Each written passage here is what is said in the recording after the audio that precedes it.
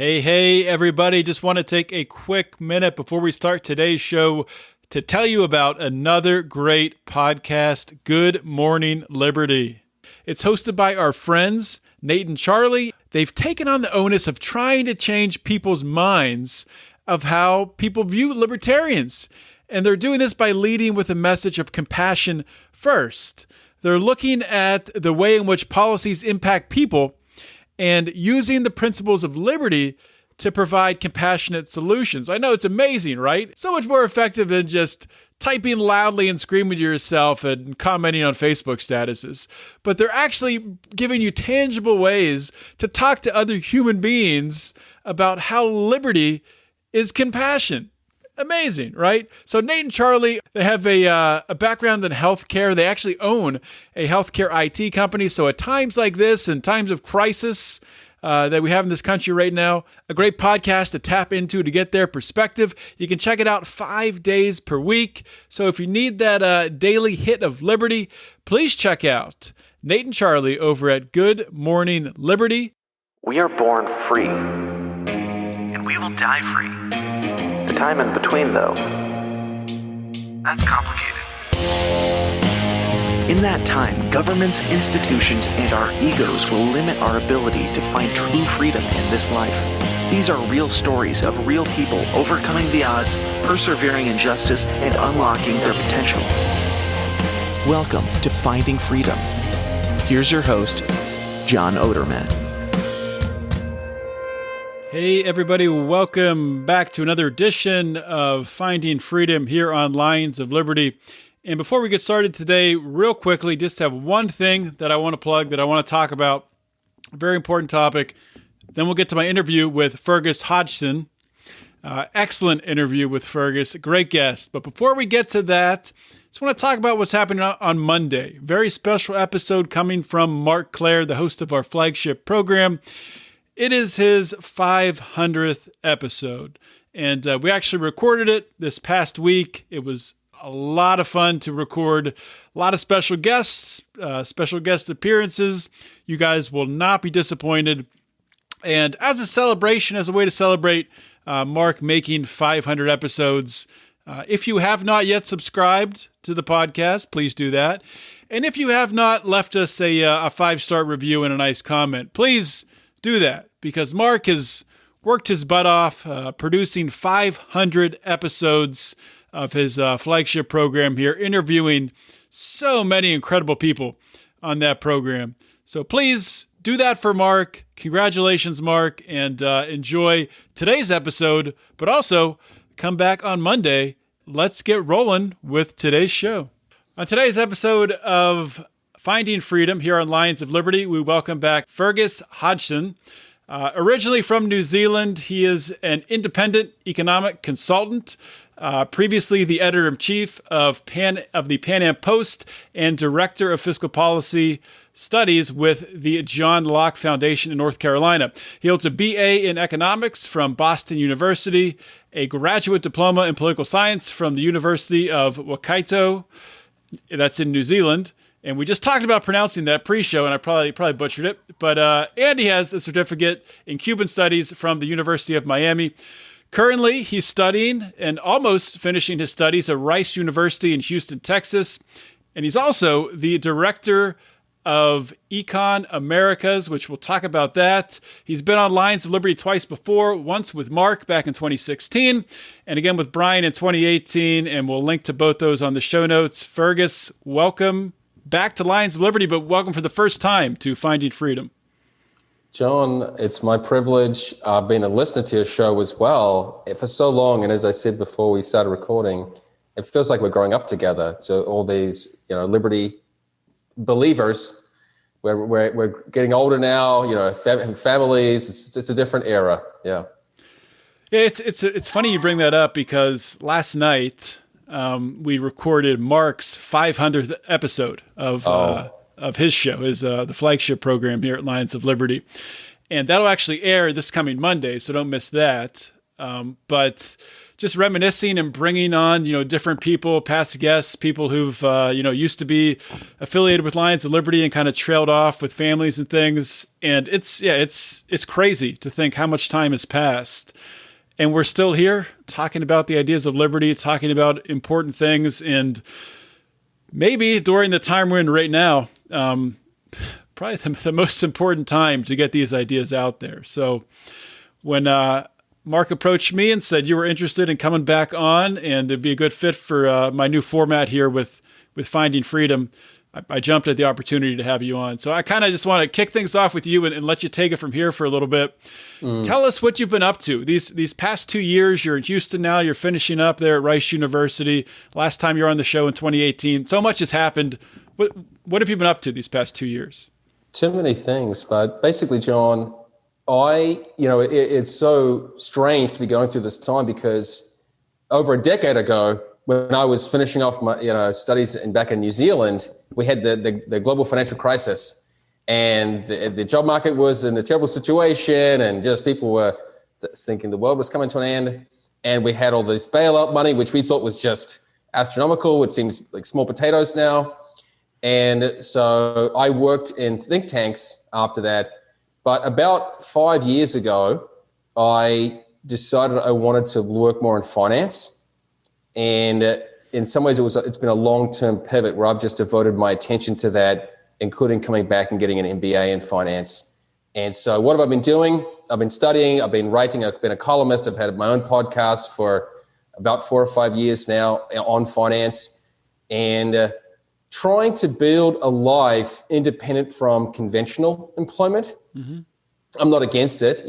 Some people have different affinities, but trying to build a life that I really can enjoy and not feel like some, slave maybe, or just, some hamster on a wheel or whatever you call it. And so just been learning a lot. I've been trying to find my place in the world, like all these liberty advocates or believers. Sometimes we feel like an alien, we feel like we don't fit in.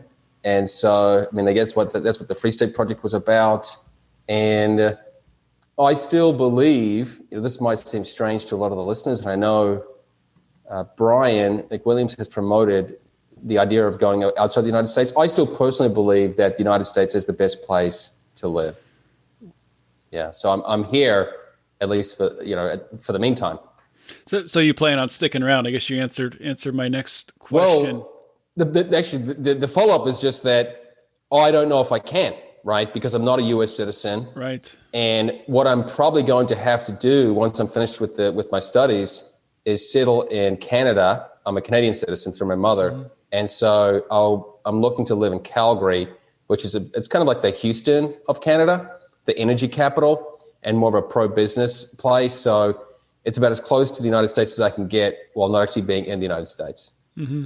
And I can keep all my work going with, let's say, U.S. publications or outlets. And that's what I'm trying to do at the moment. I'm building that momentum while I'm still finishing off my studies. What kind of impact has coronavirus and the lockdowns had on just your studies, going to school? Did everything go remote? Has it been? Have you been in a classroom in the past year?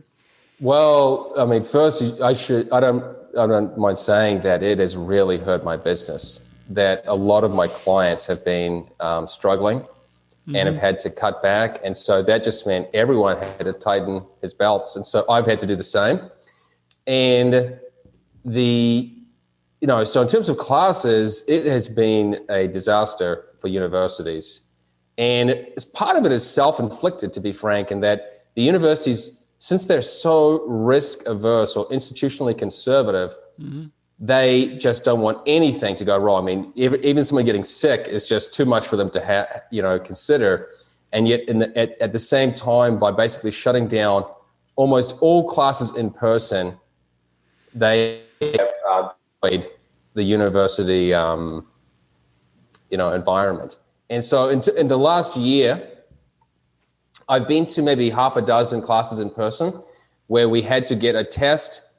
We had to go with face masks on and be distanced from each other. So it's almost like not being in class because you can't see each other's mouths and you're not even close to anybody. So it's very deleterious. And The one, maybe the silver lining to this is that universities are going to have to go through a huge, maybe reawakening or identity crisis, because what this has laid bare for universities is that the actual educational content they offer is not what people want, right? Because you could actually offer the educational content online, but you can't offer the college experience, you can't offer the sports, you can't offer the social events, and that has crippled their, let's say, tuition paying students, or has crippled that demand. And so in some ways, even though you listed all these universities I've studied at, and I've spent so much time at university in my life, but in some ways I'm really glad that it's forcing them to have a look in the mirror and consider what they're doing with themselves, because I just think that they are, maybe they're going through an identity crisis, and universities in general, I think there's almost like a facade that they are there to educate people, when you know that everyone is bored in classes. And there's a great book by Brian Kaplan. I'm not sure whether I think he's been on Lines of Liberty at some point, about the saddest thing to him as a professor is just the way that students are so bored. They don't want to be there. And doing group assignments, this makes this very clear. We're all just pulling teeth, trying to get everyone to do the assignments because people are not passionate about it, which is a great tragedy, because guys like you, John, and all of us people who love podcasts and the ideas, well, we love to learn. We're addicted to learning, basically. And so when I see this, almost like, I wouldn't say it's fake learning, but this just sort of uninspired learning, it's sad to me.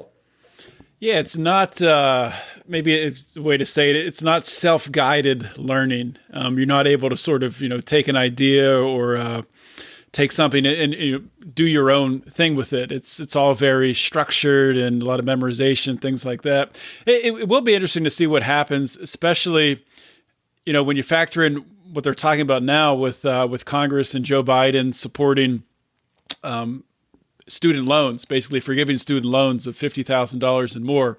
Wow. Which, what happens there? I mean, do they continue then? All of a sudden, the next people still just start accruing student loan debt? Do they set up some, it could really change the way that higher education is structured in this country forever. And at the end of the day, really devalue college degrees and basically make high school degrees even more so meaningless than they are today. Yeah. If the Biden administration actually does that, that will be an extremely short-sighted decision, because any policy researcher or economist will be able to explain that forgiving student loans is obviously a benefit to wealthier people, right, or to higher earners, because people who are poor are not going to university. So the people who hold student loans tend to be not the wealthiest 1% or whatever, but tend to be educated, by definition, educated classes. And so I don't think it's a very regressive policy. Also, as you said, it would create an enormous confusion in how we actually administer student loans. Now, you're right. What is happening with university now, and I've seen this in my own lifetime, that a bachelor's degree has become so devalued.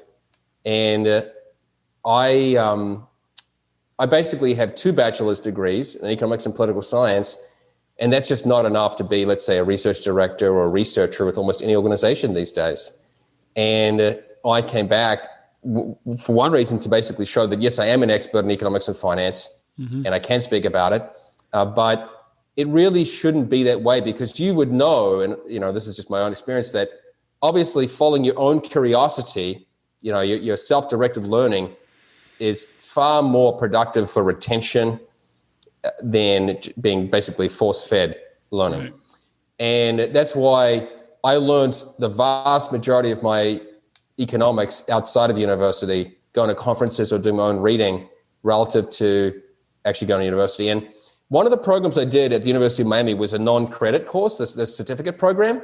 So there were no grades or anything like that. The fascinating thing was that we actually probably learned more there than in regular classes because people just came because they were curious. And we just had these evening classes, and we had these wonderful exiles from Cuba, these guys who fought in the Bay of Pigs. You know, one of the guys who was actually in Fidel Castro's army that overthrew the government, or the guerrillas that overthrew the government and the revolution. And we had the top Cuban blogger, Ioani Sanchez, come and chat with us. And it was just amazing, right? We didn't need grades. And then they did give us assigned readings if we wanted to do them. And I read and wrote reviews, but it was just, that to me was actual education because the curiosity was there. And I don't know what's going to happen. I wish, of course, there were more proficiency tests when it comes to, let's say, mathematics or writing or editing, or whatever it may be, or accounting, as opposed to just sitting around for 4 years or much longer than that. Right. Well, we could talk about this the whole show, but we have so much to talk about. That's the hard part. Yeah. I do want to pivot. You did mention that your business has been impacted by COVID. Could you tell us, this is Econ Americas. Tell us what you do, what you offer, and share with us, what's really happened due to COVID. Yeah, basically we are a financial and economic research firm, and we also help our companies take their own policy, economic, financial research to the audience, to the masses. So we'll help you with your social media, with your editing, headline selection, all sorts of the communications elements. Mm-hmm. And what has happened is that a lot of the think tanks and publications we work with, they simply have had, their donations have been drying up, their revenues have been drying up, sponsors have been falling away, and that just, someone has to take a hit. And so we had to negotiate with some firms to either lower the price or limit our services for the year, and that still has not come back, to be frank. That some firms are still hurting. Especially in Canada, the lockdowns have actually gotten stricter this year relative to last year, which is unthinkable to me, but that is the case. So, we basically with Econ Americas, I've got a team of people who largely were journalists before, and journalists and policy wonks who have been educating themselves in finance. And the view is that we have special knowledge of Latin America because we've been on the ground, we've been reporters there, mm-hmm. and we can help with the equity research due diligence process, unlike any other team. And that's the value added pitch or sales pitch. And I am just waiting to do it more full time. I hope to turn it into an actual newsletter, so a subscriber oriented newsletter, and we're going to do a pre-sale at the end of this year.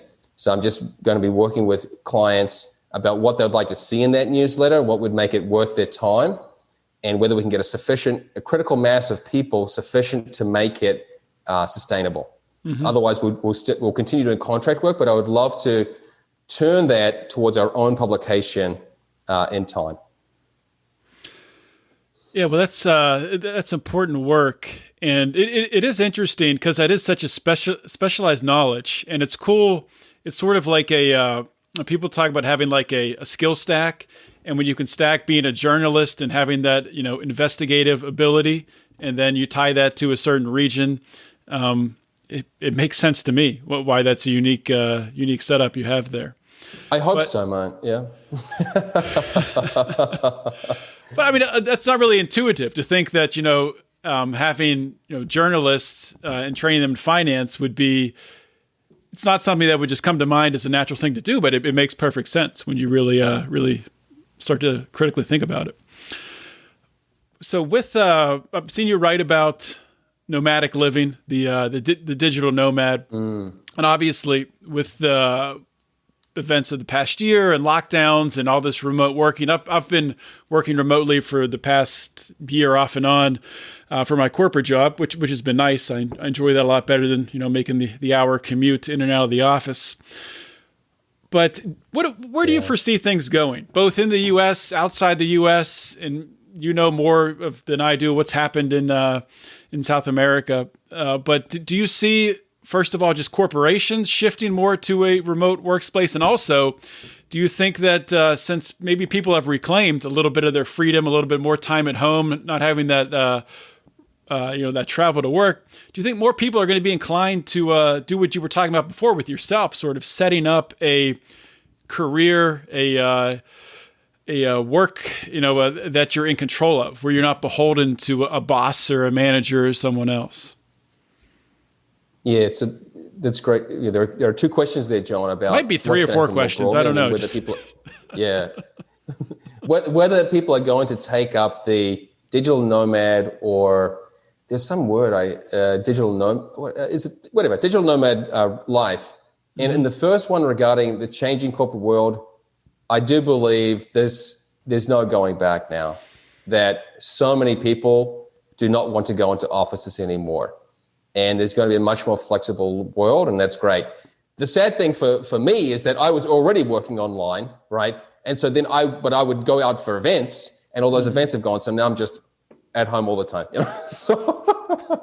So that's not ideal. And I can't even travel really. I mean, even going back to Canada, they have these stupid isolation centers you've got to be taken to. If you go there, it's just ridiculous. So I do think that is going to change, and we're going to have to learn, companies are going to have to learn how to make online work more engaging and more human.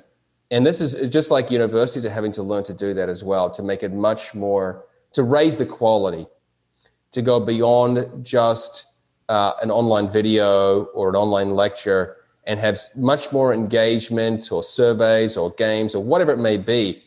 And you'd be surprised how all those little additions, whether it's emoticons and the chats or whatever, make a difference for people being engaged. Because I've been working online and remotely since about 2013, early 2013. So a long time. And you'd be amazed how you can build up camaraderie with people, even though you barely, if ever, meet them in person. And one of my workers has been with me for maybe 8 years, 7 years now. And we just obviously have a close, there's a lot of care for each other, right? So we're more than just workers, we're colleagues, we're great friends. And so I do think it's not going to change. There's going to be a permanent impact. And anyone who works in real estate knows this, that if you let's say you own a REIT or a real estate investment trust that focuses in office rentals or retail, man, you're hurting right now. You've taken a hit. Yeah. So it's not coming back. And in some cities where there's been a confluence of events or a coincidence of events where both there's been this COVID hit, plus there's been a depression in energy prices. So Houston is one of those cities. Calgary, where I'm going, is another where the downtowns have just been hollowed out. It's just emptied out. And they're even talking in Calgary about basically redeveloping the downtown for residential again, because they don't see anywhere in the future will it ever be populated by office workers like it was in the past. So this is a permanent change, and my own view is that it's for the better. To be frank, I remember back to the days when I used to drive to work, and I would always I was a bad worker. I would come in late and then work late. So I'd miss the traffic. Too. Best way to do it. Yeah, I was one of those bad workers who would come in about 10 o'clock and then go home at about 8 o'clock or something. Mm-hmm. But sometimes I'd actually go to work on time. And I'd go, what? Who drives in this traffic? This is ridiculous. And I just thought, people are stuck in this world. Who would want to be that, live that way? So I take it as a blessing. Now, in terms of people picking up the nomadic life, I've lived, almost a nomadic life. I mean, relative to most people, for the better part of a decade, right? And that includes about 8 countries, depending on how you calculate it, right? Mm-hmm. And most of the time in Argentina, Guatemala, Ireland, the United States, Canada, Colombia, Ecuador, anyway, but regardless, I've come to the conclusion just that this just does not fit most people, that you have to have a very distinct personality to be able to handle that way of life. And people often get excited about maybe the travel blogosphere, and they just think, there are all these lovely memes, so just go, just run away. And I'm going, your problems are not going to go away by you running away. And So let me try and round that up a little bit. I have been traveling for a long time, and I know lots of expat communities. I was just down in San Miguel de Allende in Mexico about a month ago. And the painful truth about digital nomads is that most of them are losing money. Most of them are going backwards. Making a living online and traveling at the same time is not that easy. It takes time to learn how to do that. And not only because, there are all these disruptions and you're changing places and you're just less productive. The competition for online services is huge. Let's say you want to be an editor online, or you wanted to be a voice actor online. You know how cheap these services are, because every man and his dog is online offering the same services, trying to compete with you. And there are just no barriers to entry, of course. So I used to think there would be this renaissance of people living like I did. I don't think that anymore. And also, one of the reasons why, first, I just don't think people are cut out for it. I don't think we're evolved to live in a nomadic fashion. Some of us are, some of us are more inclined to be explorers or pioneers or whatever, but most people are not. And at the same time, with the level of bureaucracy around us, I just see how there are a lot of maybe administrative hurdles. So, for example, when I lived in Guatemala, I wanted to get a driver's license, right? Because my American license had expired. I just gave up trying to get one in Guatemala. And I actually flew to Canada and just gave them a friend's address and got a Canadian driver's license and went along with that. So but the thing is, you might say, oh, who needs a driver's license? Actually, you do need one, for many instances, for identification. Let's say you go to another country and there are not, good buses around, whatever. You might need to rent a car. So there are lots of... Buy some wine, buy some beer. Yeah, sure. Basically, I just realized that the administrative world, or the world we live in, is just not amenable to people who live outside the box like I've been doing for 10 years. And that's why you really have to be determined and devoted to make it work. And it's taken me a long time to get to that point, basically a decade of learning to get to the point where I can really do what I love, have great flexibility with my schedule, travel where I want to. And the irony is that now that I've been doing it for 10 years, I'm ready more to settle down. There you go. I think you're right. Yeah. I think you bring up a good point with the nomadic life not being for most people. Someone like myself, I could never, at least at this point in my life, my wife and I have a young daughter moving around right now. But people do it. So I'm not going to say they can't be done, but it's very, very complicated to be able to do it. But I guess mine would be like a partial nomadic life, where I'd just like the ability to, if it's cold up here in Pittsburgh in the winter, let's go live in Florida for 3 months, something like that. Yeah. So to have that flexibility, sort of like a semi-nomadic life. Yeah. Well, the challenge is that as soon as you start getting assets or possessions, forget it. It's all over, right? So even I have a rowing machine here in my living room, and I can't just put that on a plane with me. So I basically have to sell any possessions, even my bike that I bike to to and from the university.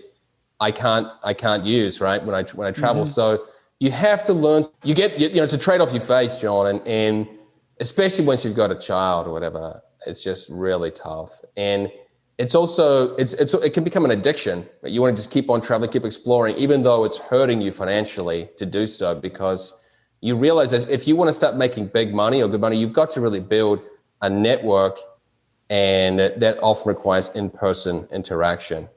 And so even now, as I build my own company, people think, where are you? And I don't really have a physical location. Our work is online, but people are just not accustomed to dealing with that. It's scary to them. Yeah, that's a good point. Yeah. So I did want to leave a little time here at the end to talk about you're native of New Zealand, and right. I'll see. It's amazing the number of people I'll see cite the Australian or New Zealand lockdowns as a positive. Even people who are libertarian leaning, and I'd just be shocked to hear it. So I'm just curious to get your perspective on what's happened in New Zealand. Obviously, the Faucis of the world have cited them as doing things the right way with locking down, and they've been able to contain COVID. But obviously, you have friends and family there. So what's been your perspective on everything that's happened? Yeah, mate, I'm really glad we get to talk about this, because I am just so sick of hearing all this admiration for New Zealand and dealing with the COVID. It is ridiculous. And there are many reasons why that admiration has risen. Of course, New Zealand has, I'm not making this up, basically a Bernie Sanders or Elizabeth Warren prime minister. And this lady was the communications officer for I think it was the Socialist International Youth or something like that. This lady is hardcore socialist. And the only good thing about it really is her own incompetence, her incapacity to actually get anything done. So if she were more competent, look out. Because when she was in the campaign mode, she's with the Labour Party, so the Workers' Party. Mm-hmm. They were promising to build 100,000 houses. State houses, right? So the projects for 100,000 projects, basically, 100,000 buildings. We don't really have apartment complexes so much in New Zealand. And this is a country of 4 million people. So it's a lot of houses. And as far as I know, they only built about 17. And this was in the New York Times. Even the New York Times was mocking this failure, colossal failure. But so this lady, super feminist, I mean, she's got a new baby. Her husband follows her around and carries the baby for her. So all the feminists they just love it, Mm-hmm. And also, when she was campaigning to be prime minister, someone asked her, because earlier on in her political career, she had said she didn't want to have children. She wanted to focus on her career. And someone during the campaign said to her, "Do you still want to have a family?" And she got all offended and said, "That's such a rude question to ask." But then it actually happened. She was prime minister, had a baby, and her husband had to come and basically hold the baby while she was doing her work. Anyway, I'm getting sidetracked, of course. That's good. It's good background. I think that's neat. But so she's this incompetent but ardent socialist feminist lady, and so naturally, media types and just the socialist feminists they just love her. They're her biggest fan, and they don't know what is going on in New Zealand. That doesn't even matter, because when COVID just started back in February or whatever last year, when it was just getting some momentum, there were already articles coming out praising her. And I was thinking, nothing's even happened yet. What are you doing? But they want to go, oh, look at these lovely female leaders. Okay.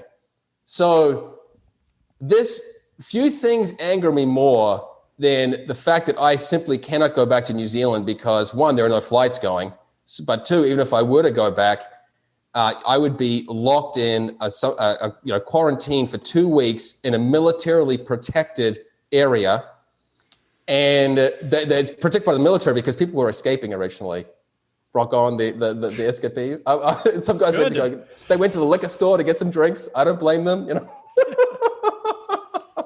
And so people were escaping the quarantine holdings, which is predictable. So now it's protected by the military, and you have to pay for it yourself. So I mean, maybe it's a few $1,000s. I don't know how much, but basically this has just crushed tourism to New Zealand, obviously. And that's like most of the economy in New Zealand, right? Well, it's not most, but it's a crucial portion of the economy, much more important than it is, let's say, in New Zealand. There's a lot of mining as well in New Zealand, or? Well, the mainstays traditionally have been sheep and cattle and dairy. So we are, I think, the number one butter producer in the world. Okay. So we produce we export a lot of butter and wool, so Australia and New Zealand, we have a lot of sheep and cattle, but obviously, that's not going to cut it long term. So tourism has been a big economic boost. And one of our major resort cities, Queenstown, is just empty. People are basically selling houses because they're going broke. So really, and not only has it been blocking the country, people have been basically locked inside their homes, or not locked, but mandated to stand inside their homes for just months on end. And even just walking a few blocks, my sisters live a couple of blocks from each other, you'll get people, dobbing on you or snitching on you.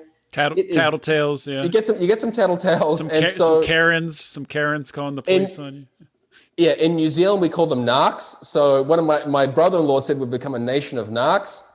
And so it has been crippling to, let's say, that just the family bonds that, let's say, New Zealand has had, because we're a small country and we've had this sense of community. It's been crushing that. And my father was staying with his partner in a different part of the country and basically was blocked from coming back to his home for weeks on end, and they were getting sick of each other. Anyway, too much TMI. But the irony after all of this is that all of these lockdowns, even a year later, right? If there are just 1 or 2 cases in New Zealand, it's locked down again. Mm-hmm. So any kind of immunity, forget it, we don't have it. And so I don't really, basically, so while places like, I'm in Texas, or places like Texas or the more open states like Florida and the US are basically, we're almost over this now, right? We're just getting on with our lives now. We're getting back to normal. New Zealand is still stuck in this dystopia it's still stuck there, because as soon as they let people in, they're going to have to go through the same process we've already gone through for the last year here in the United States. So they're just delaying the inevitable. And I guess the bit that frustrates me is the way that the goalposts are always moving. The way that originally it was, we've got to flatten the curve because we don't want to overrun our public medical system or whatever. 12 days to flatten the curve. That was the beginning, right? And then this woman, I think her name is Jacinda Ardern, the New Zealand Prime Minister. Maybe all this international attention got to her head. She was going, we're going to have 0 cases. No COVID in New Zealand. I'm going, this is impossible. Everyone knows it's impossible. It's ridiculous. And not only has it been impossible, the locking of the border has created all sorts of exceptions for privileged people. So sports stars, for example, have been able to get around this, or actors who want to come and film in New Zealand have been able to get around this. So It's created this privileged system for migration to New Zealand or visiting New Zealand, which I'm not apparently privileged enough to enjoy. But I just think this example of New Zealand is a brilliant case of the media jumping on and favoring something for ideological purposes and not just looking at what is going on the ground. And the indebtedness of places like, you think the United States is insane with spending. You just go to New Zealand and Canada, another place that's very locked down, and the indebtedness they're taking on is just out of control. So they're basically ensuring higher taxes to come. And so I'm just very sad about what's going on in New Zealand, really. And my family have been saying, you know what, Fergus, maybe you were right to have your concerns about this. They're becoming very libertarian in their sentiments because they don't like it. They want to get on with their lives, and because we're from the rural area, we're less anal about these things. And my father goes, I'm not taking some stupid vaccine. My father just wants to get on with his life. And so, yeah, I'm really concerned about this misrepresentation. And the way that everything's going swimmingly in New Zealand, that is not the case. It has crippled our economy. And the only way that's been around this has been with just huge stimulus spending, just flooding, this easy monetary policy. But of course, that's just creating a bubble for the future. So I'm concerned about it because we don't seem to have learned our lesson. And in fact, politicians are almost getting punished for the opposite, for having any kind of level-headedness and saying, you know what, maybe we need to be a bit prudent about this and not just kill the economy. Okay, man, I hope I gave you plenty of explanation there. No, that was good. I think as a whole, and especially, when we look at it country by country, how we'll see sort of the pendulum swing back here, because I think it will. Based on, what's happened with these lockdowns, and you've seen it, like you were talking about, Florida's been very open. New York, Pennsylvania, where I am, California, where Mark and Brian are, have been very, very strict with the lockdowns. So it'll be interesting to see how things swing back in the next election. But I mean, who even knows especially in the U.S., if these elections are fair or what they are. So who even knows anymore? But right. Anyway, Fergus, we could talk for much longer, I'm sure, but I want to be respectful for your time. So if you could just, plug everything that you're working on, all the things, send my audience all the plugs that you have. Well, I'm so sad because I used to always, I shouldn't say I'm sad, but basically I always want to promote my Twitter, but I'm so frustrated with this platform now for banning all these people. I get really angry about it. So, but if you go to econamericas.com, the website, you can get on our e-newsletter. So that every month we send out all the economics or finance related material that my team and I have published. So that's the place to go, econamericas.com. I write for Epoch Times and for various other outlets, but it all gets basically channeled through there. And we didn't really talk about liberty so much today. I guess the lockdowns is one element, but it's all related to liberty. But just say that I think one of the important aspects, since this is, I think, the Finding Freedom. What is this particular portion of Lines of Liberty? Finding freedom. So yeah, it's really, I'm sort of developing what it means with every interview I do, but it's still criminal justice focused, but also it's expanded into focusing on your own personal freedom, your own financial freedom, all of that. Yeah, well, just as we've gotten older, we still have liberty in our hearts, basically. All that has changed, and I still have these, I want to live in some kind of Hoppian, state or whatever, but it's just that we've basically come to grips with how to make that practical in our lives, and rather than thinking we're going to just, burn it all down. And that's one thing that, it's a change, but it's a healthy change in my view, that we're just growing and we still have the same beliefs, but we're not as maybe short-sighted about it. Mm-hmm. That's just my view, that I'm trying to be more prudent about it and accept that even if you and I, we basically want a free world. We're anarcho-capitalists at heart. That's just not the way the world is. And this last year has just showed that to me so much. I can hardly believe the way that people just don't think like I do. I don't really know why sometimes, but yeah, I think the epiphany I've had over the past year is, we have to work on controlling what we can control and our own personal liberty, not in a selfish way, but after we can, control that as much as possible, then you can start to help other people. Yeah. So I agree with that, focusing more on our own lives. And as you said, relying on elections to save you, man, that is just a fraught path to take. So thanks for having me on, mate. I'm really glad to chat with you, John. Yep. Thank you, Fergus. Excellent, mate. Cheers. Hey, everybody. Taking a quick break here from the show. Wanted to remind you all to check out my man Tyler Colford, a.k.a. Crypto Man, and his new song, Free Ross. If you didn't hear my recent interview with Lynn Ulbricht, that was Felony Friday, episode 230. Interviewed Lynn Ulbricht, played Tyler's song, Free Ross. It's fantastic, phenomenal. Not just for the message of freeing Ross Ulbricht, but overall for changing the broken criminal justice system. All the proceeds from the Free Ross song, #Free Ross by Crypto Man. You can find it on Spotify and Amazon Music. 100% of the proceeds from the song, #Free Ross by Crypto Man, go towards freeing Ross Ulbricht. So please check it out. These are perilous times when they ruin your lives over victimless crimes, and they sever your ties from your business, loved ones, and family. Why? New slave labor, they barely pay you. Don't care about work ethic. Hope y'all enjoyed that interview on Finding Freedom. Another awesome guest. And hopefully you guys also have subscribed to the Lions of Liberty podcast, and you're getting all three of our unique shows in your little listening device delivered to your ears.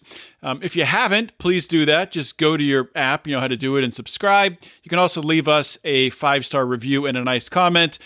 We would prefer if you did it on Apple Podcasts, but anywhere you can on the internet, please leave us a positive comment. Also, the 3 shows that we have, Monday's show with Mark Clare, our flagship program, our longest running program, and on Wednesday, Electric Liberty Land with Brian McWilliams. Those guys have been killing it, and I am so excited about the direction of Lions of Liberty. We're seeing some awesome numbers right now, and we're going to continue to grow, so it's great stuff. If you want to support us, we would love that too. Please go to patreon.com/Lions of Liberty. You can support us for as little as a couple bucks, or if you get in at a higher level, you get merchandise and access to us, and all the way up to you can advertise on the show or get to even produce a show. So check it all out, patreon.com/Lions of Liberty. And if you haven't checked it out yet, please consider checking out the Lions of Liberty store, where we have some awesome t-shirts. We have a Taxation is Death t-shirt with an awesome design. We have a Wax On, Tax Off t-shirt. And we're always coming up with new ideas and adding new t-shirt designs to the store. Check that out at lionsofliberty.store. And if you're in the Pride, you get a discount on anything you buy in the store. So you do both of those things and you win. That's all I got, everyone. Thank you so much for listening to today's episode. This is John Odermatt signing off. Always remember to keep your head up and the fires of liberty burning.